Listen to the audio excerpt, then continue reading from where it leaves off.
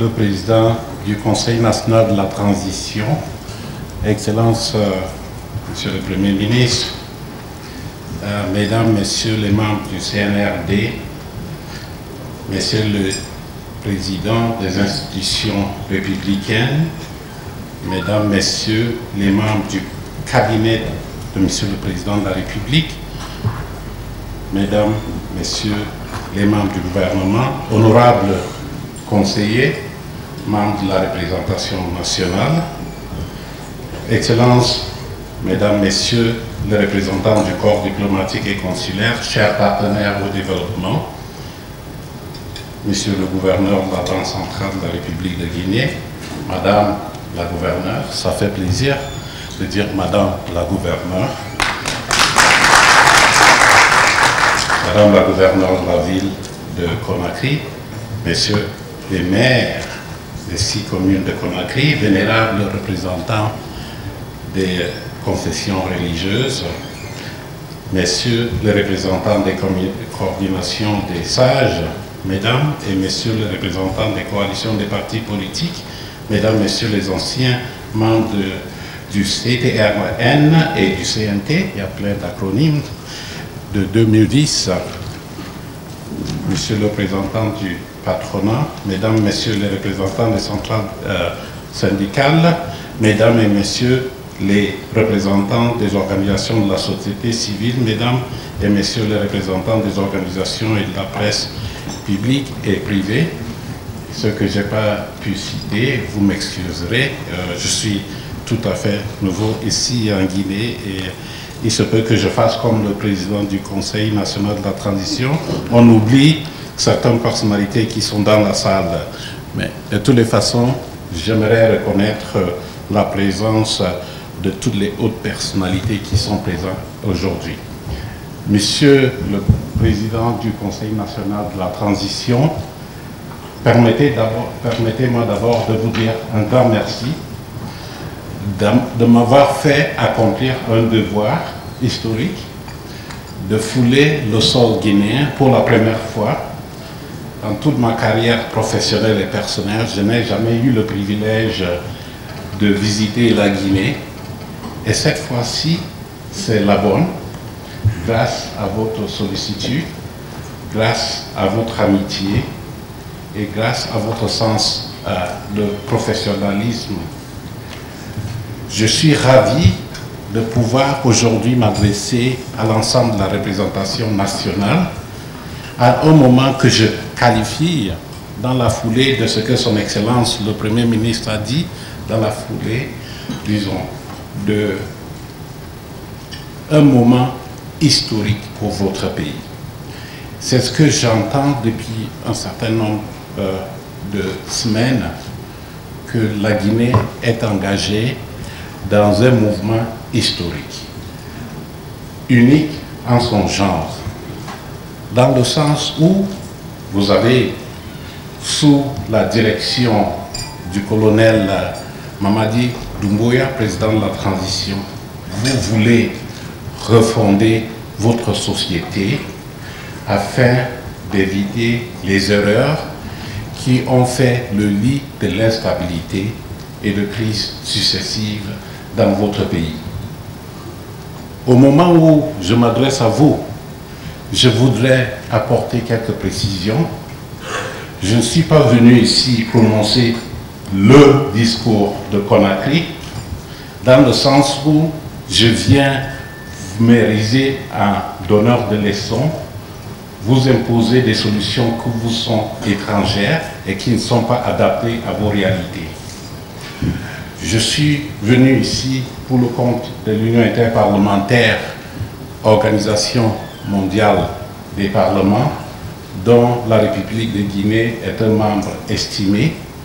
Je suis venu vous porter le message de solidarité, le message d'accompagnement, pour vous dire que nous sommes de tout cœur avec le peuple guinéen représenté au sein du Conseil national de la transition. Et je suis d'autant plus à l'aise en le disant quand je regarde les 5 valeurs du CNRD qui peut dire contester la validité et la légitimité de ces aspirations qui sont portées par les 5 valeurs? En tout cas, pas moi. Je pense que nous devons donc d'accompagner les autorités et le peuple guinéen dans le sens de la réalisation de ces hautes aspirations. Nous sommes donc ravis, en tant qu'institution fêtière des parlements du monde entier, de vous accompagner dans les efforts que vous êtes en train de mener afin, pour emprunter un mot, afin de rectifier la société guinéenne. Je le fais d'autant plus que nous nous sommes inscrits dans une démarche d'accompagnement. Je ne suis pas adepte de l'exclusion. Je me rappelle les débats qui ont eu lieu au sein de l'Union interparlementaire dès octobre 2021. Il y a des voix qui se levaient pour dire, bon, la Guinée dehors, il n'y a pas d'institution démocratique en Guinée, qu'est-ce que la Guinée fait au sein de l'Union interparlementaire? Heureusement que nous avons pu convaincre les organes directeurs pour dire que quand un ami se trouve en difficulté, quand un ami se trouve en crise, c'est en ce moment-là qu'il a besoin de ses amis et de ses amitiés. Et c'est ce que l'Union interparlementaire a voulu faire. Être un ami de tous les jours du peuple guinéen. C'est pour cela. C'est pour cela que je me plais d'être entre vous aujourd'hui, pour vous écouter, parce que je suis venu en mode d'écoute. Depuis hier, j'ai eu confirmation de certaines informations dont j'ai eu écho par voie de presse, par voie de tierce partie, mais cette fois-ci, je peux confirmer que ce que le Premier ministre vient de dire exactement traduit la volonté des autorités guinéennes et du peuple guinéen à cheminer vers un retour rapide à l'ordre constitutionnel. Et nous sommes convaincus, nous sommes engagés, je peux vous donner mon engagement à poursuivre ce chemin avec vous, parce que je suis de plus en plus rassuré sur les bonnes intentions des autorités. Beaucoup a été dit, et je peux dire, donc j'entérine tout ce que son Excellence le Premier ministre a dit, mais peut-être que ça ferait preuve de complaisance. J'aimerais donc vous dire pourquoi je pense que votre démarche, Monsieur le Président du CNT, honorable conseiller, en quoi votre démarche me séduit. D'abord, c'est la démarche inclusive que vous avez adoptée. C'est-à-dire que vous avez cherché à ratisser large pour comprendre les préoccupations des uns et des autres, pour comprendre les préoccupations des Guinéens de toutes les couches de la société, y compris ceux qui sont à l'étranger. Monsieur le Premier ministre a été séduit par cela, le fait que vous occupiez aussi de ceux qui, par la force des choses, ne peuvent pas résider en Guinée, mais qui peuvent apporter une contribution importante à la bonne marche de votre société et qui doivent, qui méritent d'être protégés en tant que citoyens à part entière de votre pays. Donc, la démarche inclusive et consultative est très légitime. Ça permet donc de capter les préoccupations et les idées des uns et des autres et de proposer des solutions qui sont conformes à ces réalités qu'on vit.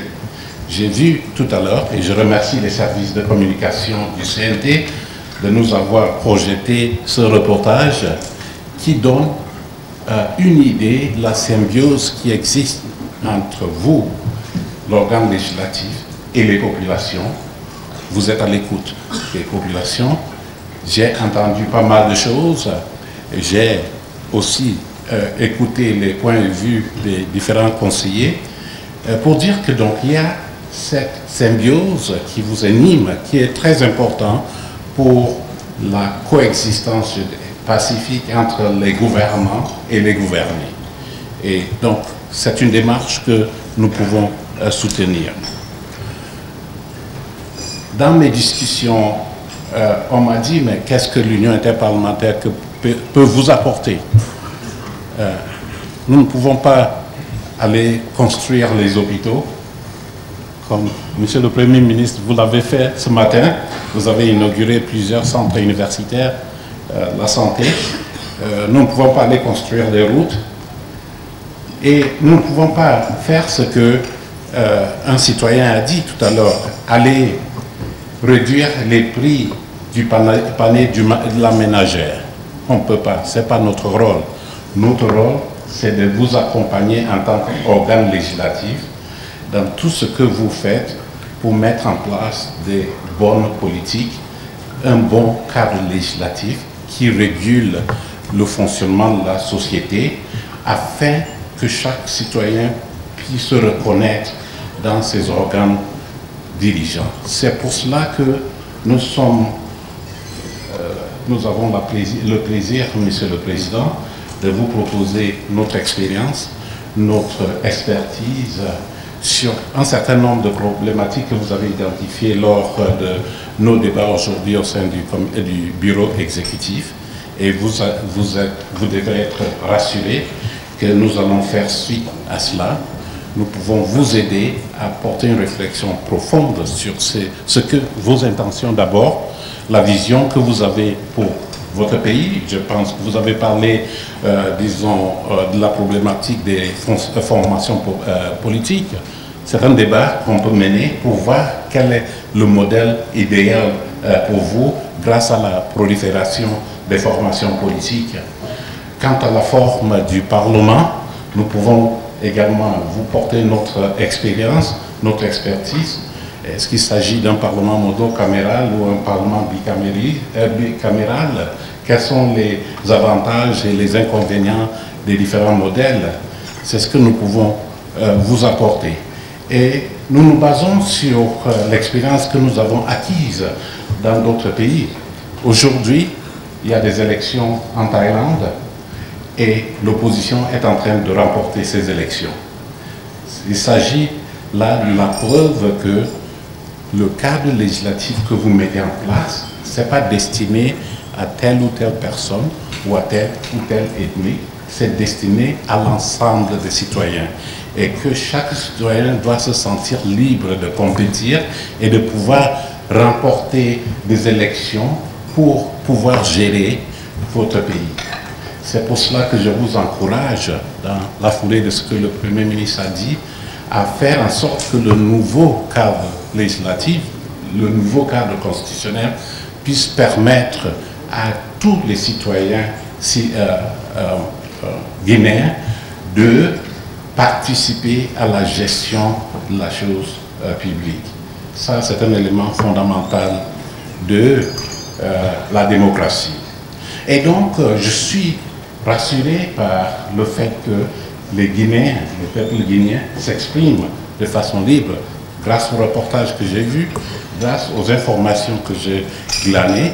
Et je dois dire que ce n'est pas tout à fait ça que je vois dans les médias à l'étranger.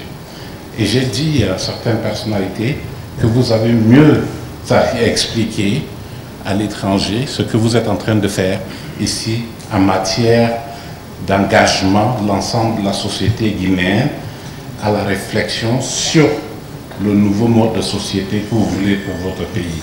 Cette information n'est pas tout à fait claire dans l'esprit de plusieurs interlocuteurs à l'étranger. Il a fallu que je vienne ici pour comprendre certaines choses. Donc, vous me permettrez, je sais que je suis tout à fait loquace, je parle beaucoup, mais l'occasion est très importante, historique pour moi, trop importante pour que je puisse me taire. Et je dois dire que dans le modèle que vous cherchez à mettre en place, j'aimerais vous proposer de faire en sorte que la démocratie que nous appelons de tous nos voeux soit expliqué qu'il s'agit des valeurs et des principes. Mais il faut toujours faire en sorte que cette démocratie ait un visage humain. Je reviens au reportage de tout à l'heure. Quand les citoyens interrogés vous ont dit ce qu'ils pensent que vous devriez faire en matière de la Constitution, ce que le gouvernement devrait faire, il faut, comme nous disons à l'Union interparlementaire, une démocratie pour tous. Une démocratie où tout le monde peut se reconnaître, où tout le monde peut participer et contribuer, mais surtout une démocratie qui se traduit dans des faits réels en matière de développement, de paix et de sécurité pour le citoyen ordinaire. Ce n'est qu'en ce moment-là que la démocratie, ou bien le peuple, peut se reconnaître en la démocratie. Sinon, vous les perdez. Si vous restez dans le domaine des idéaux, des abstraits, vous perdez le citoyen normal. Surtout, Monsieur le Premier ministre, que le niveau d'instruction ici n'est pas très élevé, n'est-ce pas? Il faut que la démocratie soit terre à terre. Et cela m'amène à dire qu'il faut démystifier la démocratie et ses institutions. On parle trop de la démocratie comme un don de Dieu, voulu pour des demi-dieux, et de temps en temps, on peut être magnanime à l'endroit du citoyen. C'est pas ça. La démocratie, c'est pour tout le monde. Les fruits de la démocratie, c'est pour tout le monde. Ce n'est pas une affaire d'élite. Ce n'est pas une affaire, un apanage des formations politiques. C'est chacun d'entre nous qui devrait sentir concerné. C'est pour cela que je suis séduit par votre modèle, le modèle où vous associez les différentes composantes de la société. Société civile, Monsieur le Président, secteur privé, Monsieur le Premier ministre, secteur religieux, Monsieur le chef de confession religieuse, tout le monde a sa partition à jouer dans la refondation de votre société. Ça ne peut pas être le monopole de certains acteurs politiques dans votre pays. C'est l'affaire de tout le monde.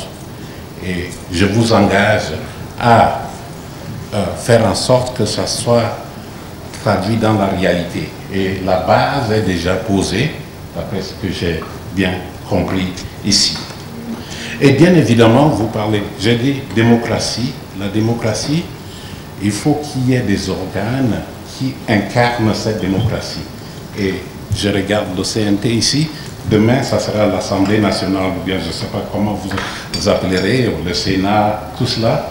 Mais il faut que les organes de la démocratie incarnent un certain nombre de valeurs, un certain nombre de perspectives représentatifs. Si vous avez des organes qui ne sont pas représentatifs de la société, ils ne gagnent pas en légitimité. Il n'y a pas d'appropriation par les populations des valeurs qui sont articulées par ces organes. Il faut que ces organes, ces institutions soient transparentes. Tout ce qu'on fait, le nom du jeu aujourd'hui, c'est la transparence. On ne peut plus travailler dans le secret. De toutes les façons, avec l'éclosion de l'Internet et d'autres moyens de communication, il n'y a plus grand secret. Autant déjà travailler dans la transparence pour donner de la confiance aux gouvernés. C'est très important pour question de légitimité. Il faut que vous soyez ouverts, et c'est ce que je vois ici. Il y a toutes sortes de personnes ici, qui ont été conviées à cette manifestation. C'est tout à fait important qu'à l'avenir, l'institution législative qui sera mise en place puisse travailler, puisse être ouverte, soit accessible à l'ensemble de la société guinéenne, pour pouvoir toujours avoir le pull des sentiments, des préoccupations des populations, afin de mieux les encadrer dans le cadre des politiques et autres mesures. Et, Monsieur le Premier ministre, vous avez beaucoup parlé de la redevabilité. En fin de compte, j'ai dit que la démocratie n'est pas un don du ciel destiné à une élite des demi-dieux. C'est un don du ciel pour tous les citoyens. Et les citoyens ont le droit de demander des comptes à leurs gouvernants. Donc, si vous voulez démystifier la démocratie, il faut que les responsables politiques et autres autorités redeviennent des hommes et des femmes ordinaires, des serviteurs au service des populations, par la grâce desquelles ils sont là où ils sont. Donc, Monsieur le Président, je voudrais conclure mon propos une fois de plus pour vous dire que, bien évidemment, je suis ici pour vous écouter, mais je suis ici pour quand même comprendre comment ça se passe dans votre pays et mieux cadrer l'appui que nous pouvons apporter aux autorités guinéennes. Pour autant que nous restions convaincus de la bonne volonté des autorités de votre pays. Et donc, dans les jours à venir, nous allons travailler ensemble. Monsieur le Président, je vous remercie de votre disponibilité. Il faut que je le dise, au risque de blesser votre modestie, que j'ai été séduit par votre vision pour la nouvelle constitution. Vous mesurez l'importance de la tâche, l'ampleur de la tâche qui vous a été confiée à vous et à vos collègues du CNT. Nous allons travailler ensemble, si tel est votre souhait, pour apporter des solutions, des projets, des solutions à certaines problématiques que vous avez identifiées. Parce que notre principe sacré à l'Union interparlementaire, c'est que le développement, l'évolution politique des institutions d'un pays est l'apanage des autorités de ce pays. Et nous, les acteurs extérieurs, ne pouvons que faciliter et accompagner une vision qui aura été articulée par les autorités et le peuple du pays concerné. Et c'est dans cet esprit-là que nous allons continuer de travailler avec vous dans ce que vous êtes en train de faire en vue de créer un nouveau cadre. Un cadre qui permet l'émergence d'une société plus résiliente. Je dis résiliente, c'est-à-dire une société qui peut surmonter ou bien faire face à toutes sortes de crises, sans que chaque fois on revienne, on dissolve les institutions, on remet tout à plat et pour recommencer. Donc c'est un moment historique pour vous et je me plais d'être parmi vous aujourd'hui pour mieux comprendre afin de proposer des solutions qui sont conformes aux idéaux, à la réalité de la société guinéenne. Je vous remercie de votre attention.